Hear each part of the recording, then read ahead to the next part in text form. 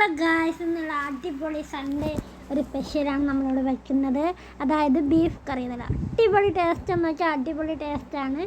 Beef കറി ഇഷ്ടമല്ലാത്തവർ എനിക്ക് തോന്നുന്നു വളരെ ചുരുക്കം പേരെ ഉള്ളതെന്ന് തോന്നുന്നു ബീഫ് കറി ഇഷ്ടമല്ലാത്തത്. എനിക്ക് പേഴ്സണലി ഇഷ്ടമാണ്. അപ്പോൾ ബീഫ് കറിയുടെ മസാലയൊക്കെ എല്ലാം നമ്മൾ പുരട്ടി ഒരു അരമണിക്കൂർ നമ്മൾ റെസ്റ്റ് ചെയ്യാൻ വെച്ചേക്കണം. അത് മുളക് പൊടി, മല്ലിപ്പൊടി, കറി മസാല, പിന്നെ ഇത് ഇതിൻ്റെ വട്ടത്തുള്ള പൊടികളെല്ലാം നമ്മൾ ആഡ് ചെയ്യണം. പൊടികളൊക്കെ ചേർത്തതിന് ശേഷമാണ് ഞാൻ അടുക്കളയിലോട്ട് കയറിയത്. എന്നിട്ട് നമ്മൾ സവാള, ഇഞ്ചി പേസ്റ്റ്, വെളുത്തുള്ളി പേസ്റ്റ്, നമ്മളിവിടെ സവാളയാണ് എടുത്തിരിക്കുന്നത്, തക്കാളി, പിന്നെ കുറച്ച് നമ്മളെ കറിവേപ്പില അതും കൂടെ നമ്മളൊന്ന് ആഡ് ചെയ്യണം.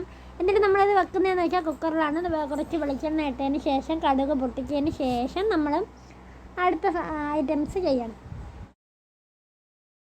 എന്നിട്ട് നമ്മൾ ചെയ്യേണ്ടതെന്ന് വെച്ചാൽ കടുകൊക്കെ പൊട്ടിയതിന് ശേഷം നമ്മുടെ പച്ചമുളകും കൂടി ഇടണം. അടുത്ത പച്ചമുളകും തേങ്ങ കൊത്തിയത്, അതായത് തേങ്ങ നമ്മൾ പൊട്ടിച്ചിട്ട് അത് കൊത്തി അരിഞ്ഞതും കൂടെ നമ്മൾ ഇതിൻ്റെ അകത്ത് ആഡ് ചെയ്യാം. അപ്പം നമുക്ക് ബീഫ് കഴിക്കുമ്പോൾ നല്ല ടേസ്റ്റായിരിക്കും. അതും കൂടി ഈ തേങ്ങയും കൂടെ കടിക്കുമ്പോഴത്തേക്കും നല്ലൊരു ടേസ്റ്റാണ്.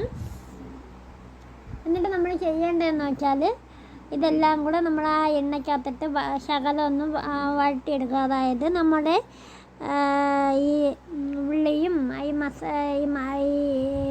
ഇഞ്ചിയുടെ പേസ്റ്റ് അതും കൂടെയൊക്കെ.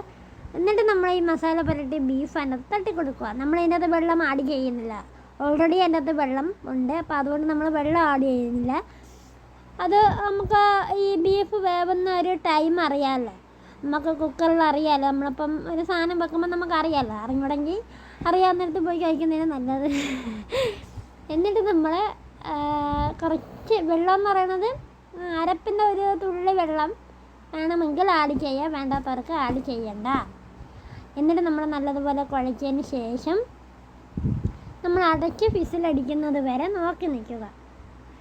പിന്നെ ഇതിൻ്റെ അത് ചെയ്യേണ്ടെങ്കിൽ ഉപ്പിട്ടേക്കണം. ഉപ്പിടാത്തവർ കറി കൊള്ളത്തില്ല. അപ്പോൾ ഉപ്പും കൂടെ ഇട്ടതിന് ശേഷം വിസിലടിച്ച് വെന്തതിന് ശേഷം നല്ല അടിപൊളി ബീഫ് കറി. വേറെ ഒന്നും വേണ്ട. നെയ്യൊക്കെ അതിൻ്റെ അകത്ത് തന്നെ ഉരുകി ഇറങ്ങിയിട്ടുണ്ട്. നമ്മൾ കുറച്ച് വെളിച്ചെണ്ണ ചേർത്തിട്ടുണ്ട്. കാരണം ഇപ്പം തന്നെ അടിപൊളി.